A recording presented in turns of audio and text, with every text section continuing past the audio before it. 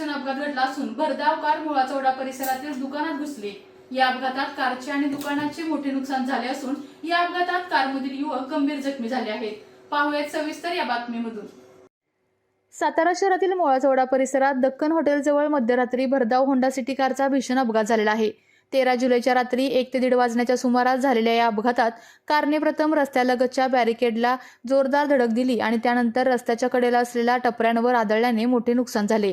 या भीषण अपघातात कारमधील युवक गंभीर जखमी झाले असून त्यांच्यावर सातारा जिल्हा शासकीय रुग्णालयात उपचार सुरू आहेत। प्राथमिक माहितीनुसार अपघातावेळी वाहनातील युवक मद्यधुंद अवस्थेत असल्याचा संशय व्यक्त केला जात आहे, मात्र याला अद्याप अधिकृत दुजोरा मिळालेला नाही। अपघाताची माहिती मिळताच पोलीस घटनास्थळी धाव घेत पंचनामा केला असून अपघाताचे नेमके कारण काय याचा तपास सुरू आहे। या घटनेमुळे मध्यरात्री मुळाचौडा परिसरात काही काळ खळबळ उडाली होती।